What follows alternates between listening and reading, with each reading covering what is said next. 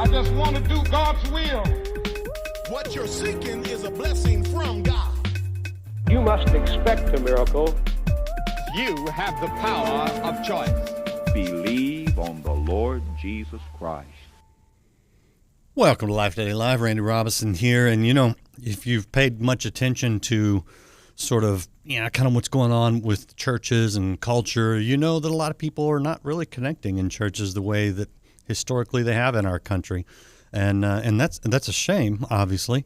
But maybe there's something that churches can do, that people in the church can do, things maybe we should know that can help draw people to the church. Because let's face it, our culture is crying out for help in so many ways.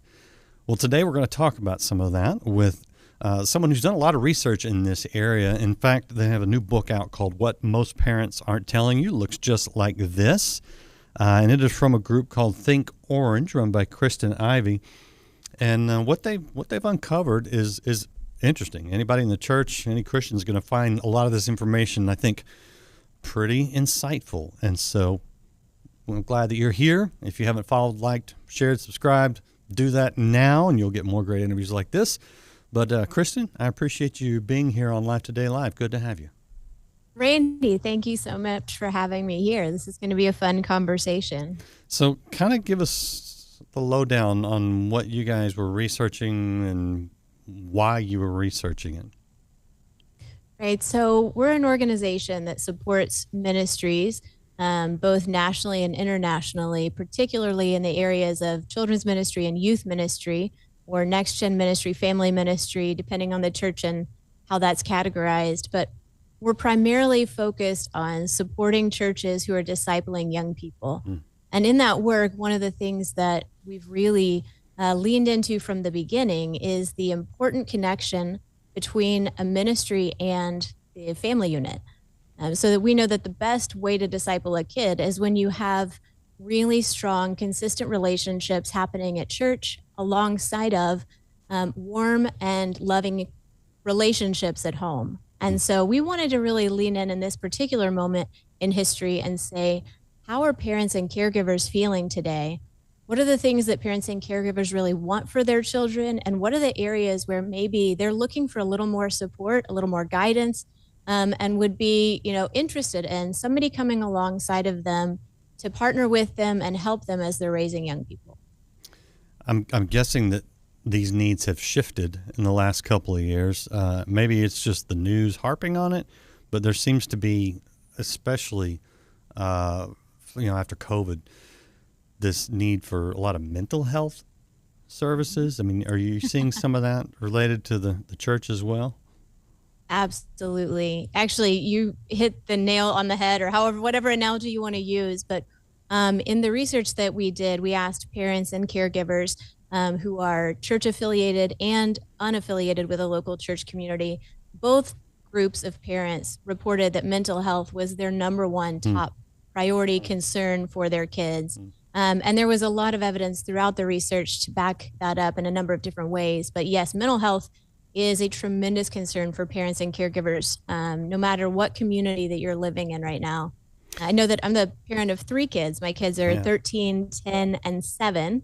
And so we're kind of living this out at home as well as kind of in the professional field. And you do hear these mental health conversations come up again and again.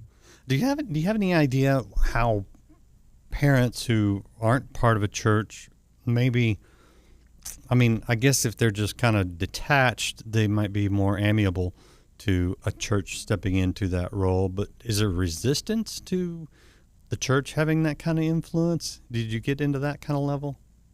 We did. We pursued where parents are going for support, where they're finding support today, as well as what parent perceptions are of the church. And both of those were pretty fascinating. Primarily, parents are going to their key relationships for support. So you could almost break out the places parents go for support into 2 categories. The first category being relationships, and the second category being, places for credible information. Relationships wins every time. Interesting. Whether that is a spouse or partner, a grandparent, a sibling, a neighbor, a friend, somebody that they feel connected to. Parents are leaning into those relational networks more than ever. Below that, a lot of parents are still looking to books, over and against internet searches. But beyond that, there's apps and there's all kinds of other podcasts and other sources of information, but relationships wins every time.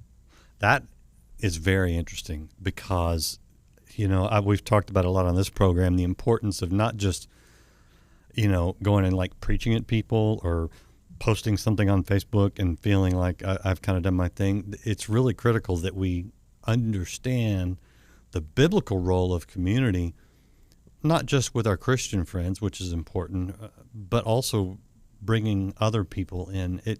That is very interesting to me because another thing that does is that's encouraging because that says I can actually make a difference in people's lives and don't have to go through some of the uncomfortable things that maybe we've done in the past. Of I'm not gonna be standing on the corner of my neighborhood handing out weird tracts. I can actually just kind of get to know people, and as the needs arise, that sounds like what you're finding is that they're going to talk to their neighbors and friends and the people they trust.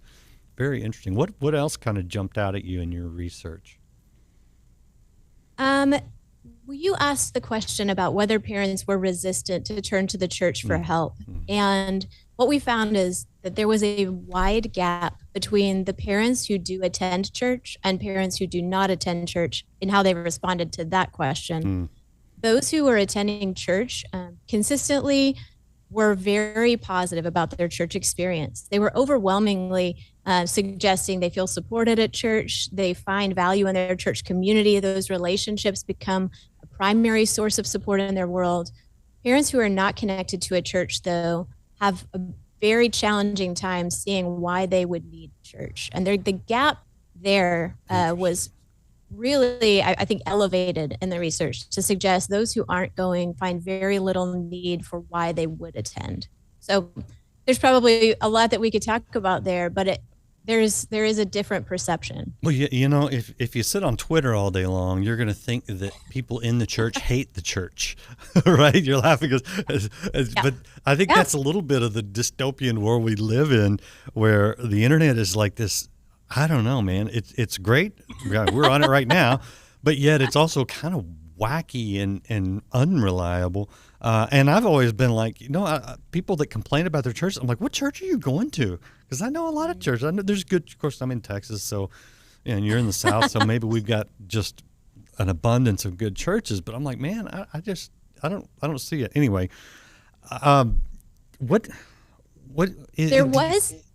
Go ahead. I'm curious. What I'm curious about, I'll ask the question, and then you can go wherever you want. Did you find what people that aren't in the church, that don't see any value in the church, do you know what they're looking for, or maybe why they don't? Is it ignorance, or is it past disappointment, or is it misperception? Any idea? I think it's multi-layered. I was trying to find this, and I can't find the page. Yeah, you got pages right and now. Pages of research there. I love it. Both inside and outside the church, there was a concern shared by both groups of parents, in that many parents felt like their church, both the congregation and the pastoral leadership, struggled to understand their daily realities.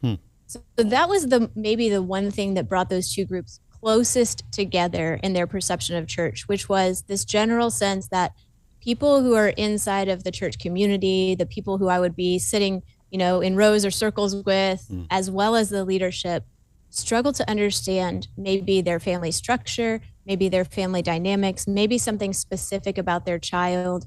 They also reported that they had concerns about what their church teaches their child, how their church welcomes and accepts their child, as well as just how they understand their child's, day-to-day living realities. And so I do feel like there is a valid concern that a lot of caregivers share in saying, in order to come into our family experience and support our family unit well, you need to understand what's happening day to day inside the walls of our home, and the realities of our pace, the realities of our calendar, the realities of our finances, the things that we're going through, in order to build the kind of informed empathy that will really help make those connections stronger. So maybe there's something in that, I think, both for churched families as well as unchurched families.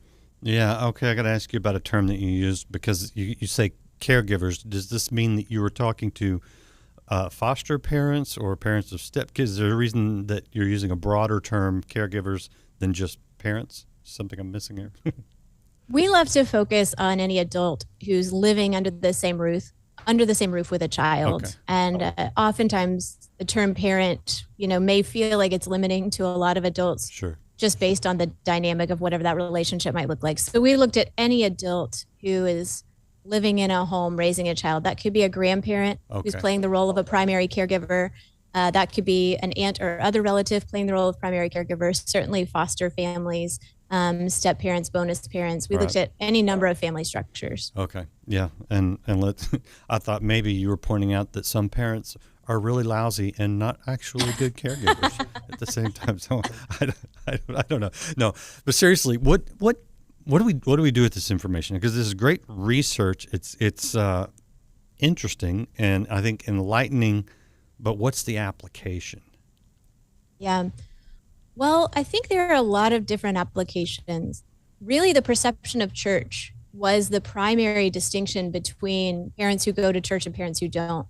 In every other factor that we were looking for in this research about what parents feel, what parents hope to give to their children, what they want for their children, those things that parents are afraid of for their children, and the places where parents are going for support and help. All of that was actually really aligned between parents who are going to church and parents who are not going to church right now. So they want the same things for their kids. They're afraid of a lot of the same things in their disrupting their kids' future.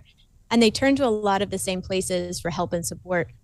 The familiarity between those two groups of parents stood out probably more than anything in our findings. The fundamental exception between the two was how they perceive church. When you talk about fears, whether it's parents in the church or parents outside the church, obviously the mental health one we touched on, is there anything else that jumped out? Because I can see, and I don't know if this is a correct perception or not, but it seems like parents inside the church are really worried about things like what public schools are teaching, what Disney's teaching them, what the culture at large is teaching them, and specifically values that go against Christianity. Whereas outside the church, my perception, and again, this may be a misperception, which is why I ask, is that maybe some people, it's just a difference of values and a difference of standards, and they're like, I go around to church, they're going to teach my kids to be bigots and uninclusive or whatever. Is that real, or is that something that's just kind of a media sensation? Media narrative? Yeah. It's interesting. We did not find that as much in this research, but with every study, you're going to get what you're looking for. It may be that our questions were not tailored to those particular issues. Yeah. So, I would say it may not be untrue. It wasn't what we found in this study. In this study, we saw that every parent caregiver, regardless of whether they are attending church every week, attending church monthly, or disconnected from a church entirely, they actually valued the same top things, or they were afraid when it came to fears. They were afraid of the same things at the same priority. The number one thing, which I think surprised us, was that parents were afraid of their kid not having good eating and nutrition. Really? So they were looking at their kids' physical wellness above everything else. It also correlated with one of the places parents found most helpful is their pediatrician.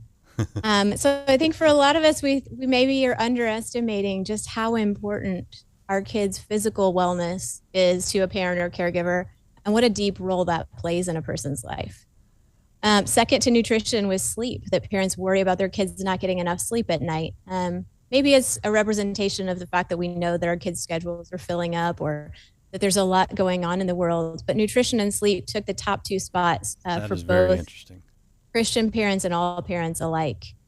Beyond that, technology came up in the fourth place for both groups of people, whereas anxiety was number 3 in the group of all parents, and influence of peers showed up in number 3 for Christian parents. But it was interesting to us how similar those two groups of parents reported their concerns and their fears. And then secondly, something that's been primarily intriguing to a lot of readers of this research is that when it came to what parents are afraid of for their kids, Christian parents were far more worried about everything than parents who are not professing to be Christians. So in general, Christian parents worry a significant amount more. Okay, that's funny. Okay. It is funny, right? Yeah. It's a little bit counterintuitive when you think about our faith. Oh goodness, don't even get me started. But I mean, on one level, it's understandable because the culture does seem to be running counter to Christianity right now. But yet, on the other hand, no, I totally get it. I mean, I had 4 kids. I totally get it. But that does mean that you're gonna find out whether you believe what you preach, and is God really in control? Does He answer prayers? I mean, you're going to push some deep theological buttons on that one. And test people's faith. I mean, that will test your faith. Here's what I find interesting about that particular research is that when it comes to, I mean, fear is one of those core emotions, whether you're in the church or outside the church, let's be honest. But if we're concerned about the nutrition and the sleep and the effect of technology, we have a lot more in common with those outside the church than we think. Yes. And so, hello, there's your inroad. Have that conversation right there. Right. That's absolutely right. Yeah. I think there is so much common ground when we were trying to look at, what do parents today, what do we think about? What are we wanting for our kids? What are we hoping for our kids? There actually is overwhelming evidence that parents and caregivers want to do right by their kids. They overwhelmingly want good things for their kids' future, hope good things for their kids' future. They're afraid of the right kind of things that will sabotage their kids' future, and they're looking for help. Christian parents, unchristian parents, I think oftentimes we over-exaggerate the difference and we miss the similarity. Really that fundamental difference had to do with perception of the church. And that's something somebody's going to have to experience for themselves, I think, in order to lean in and go, I see some relationships that I could trust. But that will be built on common ground, which this points to. We have a lot of common ground. We want the same type of things. We're afraid of the same type of things. We're looking for help in a lot of the same places. So there's a lot to be encouraged by. So here's a question. If you don't have, if there's not a real answer, don't make one up. But was there anything that you maybe thought would be very important to one group or the other that you found out, that is a misperception on our part? They just didn't care about this or that. Did that ever come up?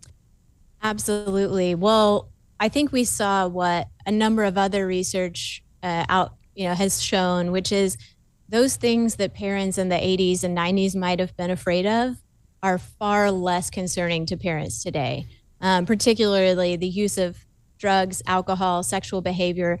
Those were at the very bottom of the list for both Christian parents and those outside the church. So when you brought up right at the top of this interview the concept of mental health, body image, anxiety, depression, those were the kind of things that came to the top of the list for all parents. And yet some of those concerns that would have been, really discussed highly in years past, drugs and alcohol and sexual behavior, fell lower when it was compared to other things. That's not to suggest that parents and Christian parents aren't thinking about those things or afraid of those things, just less so than the impacts of technology and the impacts of mental health. Do you Okay, that's very interesting because, I mean, we look at the fentanyl that's killing kids in waves across the country. And, of course, online, the pornography and then the promiscuity that's encouraged by the culture, sexualization of children by teachers. I mean, that does surprise me that didn't rank as high. Do you think that's because they may be concerned about it sort of out here, but last night I was dealing with all these other issues at my home? Is it just maybe an immediacy kind of thing? I think that's definitely part of it. Another thing that we saw are that those things that intersect our lives daily, showed up more, they were rated more highly than things that might show up in our world periodically. So if you're looking at something like alcohol consumption, number one, you have to factor in the age of the child. A lot of these fears do shift and change according to the age of the child. Yeah. And then also you're looking at something that may not be a part of your daily fears or your daily concerns, whereas something like eating and nutrition, you're thinking, oh my goodness, when was the last time I got them to take a vitamin? So yeah. No, that makes sense. Okay, this is the book that we're discussing, what most parents aren't telling you, some fascinating insight into just kind of where people live these days. And Kristen, I want to show people the website for ParentQ. I think I've got there it is. ParentQ.org is a resource that's available. A lot of this was done sort of under that umbrella. It's part of Think Orange. So we've kind of talked about the theory and the issues and the ideas and the research. Talk to me a little bit about the practical solutions and the help that you guys are offering. Yeah, I think one of the things that came to light during this whole process, as we were talking with a lot of ministry leaders, church leaders who work with families and communities across the United States and internationally, one thing that surfaced a good bit was this conversation about how does our faith and our life intersect? How do we begin to weave our faith into our day-to-day living in a way where, when you're having those conversations with a neighbor, when you're talking with friends at your local school, how is your faith a part of those day-to-day life fears, life hopes and dreams, so that it's not two separate things? If we categorize and we take our faith and we pair it up against the rest of life, faith just doesn't seem to take first place. For a lot of people, it's going to go, okay, do you care about your faith, or do you care about making sure that your kids have good sleep and nutrition? That in and of itself is a bad question. The real question, the real essence for all of us, and we all talk about this as believers, is how does our faith actually impact the rest of our life and the rest of our experience? And it seems like maybe we haven't done a great job of integrating those things. Interesting. So what do you recommend? How do we do a better job? I think we need to embrace those things. I think so often we try to separate out faith without realizing that it's just more integrated than that. And each one of us, we have relationships in our lives, and if faith is integrated into, who we are as a human, if it's a part of our identity, if it's a part of how we express ourselves in the world, then it's not going to be this awkward, side piece of who we are. It really will be fully integrated in all of our relationships. And so that's a piece that, we're really exploring. What does it mean to do that kind of work? Another thing that showed up at the top of the list for parents and caregivers inside and outside the church and basically everywhere was that they wanted for their kids to develop good character. Yeah. And character qualities was number one. It was, first of all, on a list of 25 to 30 different things that people might want for their kids, character development showed up as number one. Interesting. Which I think is one way of integrating faith in life, because if you think about the number one character quality people selected was honesty. By and large, across all groups of people, we want our kids to know what it means to be honest. That shouldn't be separate from our faith. It should be a part of the way that we teach our children, why does honesty matter, should be connected to how we express our faith. And so embedding faith and character together, I think, is a part of that answer. Yeah. And it's important that we begin to see why we talk about these things together instead of as separate categories. Yeah. Are you in a position to see how churches that are doing this well are different from churches that maybe aren't doing this well? Are there some sort of practical things? Is it kind of like maybe the churches that have a Celebrate Recovery group, or maybe a certain type of youth outreach or activity? Is there any? Have you seen anything that maybe would let people know, hey, if you're doing this in your church, this is what people need and want, and this is where you can actually help people, versus maybe some things that we've done because they've been done for decades in our church that aren't effective? It's a great question. Randy, I share your perspective that a lot of churches are doing a lot more good than what people realize. Yeah. And I think we have this unique opportunity to talk to church leaders professionally every week, and we're deeply inspired by a lot of the ways that churches are supporting families well. And I just want to reiterate again, in the research we found that families who are going to churches are overwhelmingly saying that they feel more supported than families who are not connected to church communities. So many churches are doing many things really well in this category. Our next project is actually to identify some churches in a pilot group and to really dig into some of exactly what you're looking at to say, okay, what are the things that tend to produce the best results when it comes to supporting families well? We came out of the research with 5 or 6 ideas of what we think that might look like, and then we're going to go test those in real time through some different expressions. But it does, I think, lead into many of the things that you suggested. Number one, I would say it begins with a foundation of empathy. I think in general, as believers as well as churches, we have to begin to do a little bit more homework in terms of empathizing intelligently with caregivers in our community to know what's taking place at home. And I think to suspend maybe judgment or, our preconceptions about family. Family units are a really personal thing, and most of us grew up in family experiences that are different from each other. You find that out when you have college roommates, right? Right. You're like, oh, I never thought about why our family does it this way or your family does it that way. So when it comes to family systems, we need to press pause sometimes, do some research, try to build our empathy muscles when it comes to what happens in somebody's home.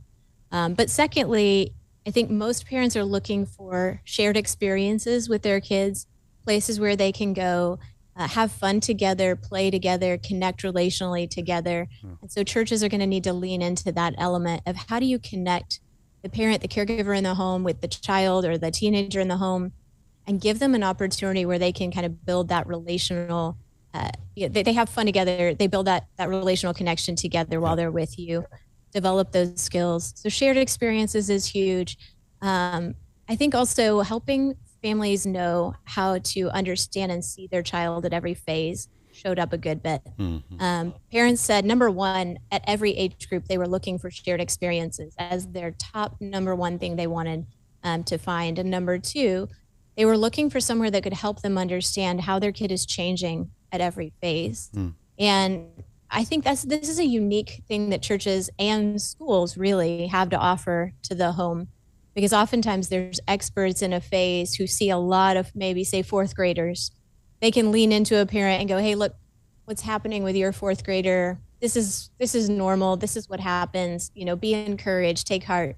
Here's where they are in this particular phase of life. And that's one of those magical connections, I think, between church and home. A parent knows their individual child better than anyone else. And oftentimes a church or a school community will know that phase of life better than a parent. And so if you want to come to understand a child better, it kind of takes both of those influences at the same time. Yeah. And that's interesting. And, I think we have, at least in my experience, I'm a bit older than you. That's okay. We have a bit of a false choice. The church either has to proclaim the truth, or it just becomes kind of this YMCA or whatever, where people just gather and they just do their fun little things, and that's sort of said with a critical tone. Or you got the others that seem to have all the programs, but like they don't care about biblical truth, and it's not either or, it's both and. Absolutely. And I think absolutely. When we stand on the truth, but yet we meet the needs of the people, that gets to the core of the way Jesus set up the church, which was love one another, community, and love the Lord your God with all your heart. Truth. I mean, to me, that's where we should be as a church body. Right. Well, I mean, Reggie Joyner, the founder of our organization, quotes scripture a good bit when he says it's the joy of the Lord that is our strength. And if you don't take fun seriously, then you don't take your faith seriously. I don't know how we can see it any other way, especially when it comes to the lives of children and teenagers. I go back in my own parenting and think about this really specific moment that happened when my son was probably about 4 or 5 years old. I can't remember. He cut his sister's hair. And I mean, it was like he cut it off. I mean, it was really disastrous. I came down, her little curls were all over the floor. I was mad. I mean, he could tell, like, I'm sweeping up curls and not in a great place. And for the rest of the day, he kept trying to play with me. And I think what he was trying to do in that moment is he was trying to make sure that we were relationally okay. And sometimes we can misread fun as if it doesn't matter, and fun is just silly, and fun is, unimportant. And we miss this idea that fun is what authenticates forgiveness in a relationship. When you can play together, when you can enjoy each other, it allows you to authenticate forgiveness and show, you are forgiven, and this relationship is strong enough, to bear up. There's so much that we could say that's theologically true about fun. So our church programs, if you're laughing together, chances are you're doing something that has theological meaning to it. That's I like that. I think that's right. And I like the way you put it. All right, I want to show people again parentq.org. parentq.org. There is the ParentQ Live podcast. If you're a parent or caregiver and you want to get more great ideas and encouragement, you can do that there. Is there anything else you want to mention before I let you go, Kristen? It's been a very enlightening conversation. I appreciate it. I don't think so, Randy. We love what you do. We love the information that you're getting out into the world. So we're happy to have more conversations and keep talking about this. But I just love the idea that churches really are the best place for parents to feel connected, to feel supported, and have access to everything that they need as they raise their children well. Yep. We can do it. And if you feel like you can't do it, that's probably a good starting place, because then you're going to lean into the Lord and He'll empower you, and it'll be better than you could ever do on your own. So great information. Check out the book, What Most Parents Aren't Telling You, and parentq.org, thinkorange.com, and kristenivy.com. And come back. We've got more great for you, great interviews for you, and information, hopefully. But yeah, I can already tell you, I've seen the schedule. You'll enjoy it. Come back. We'll see you again next time here on Life Today Live. To know that God I serve, Jesus Christ of Nazareth, loves you so very much.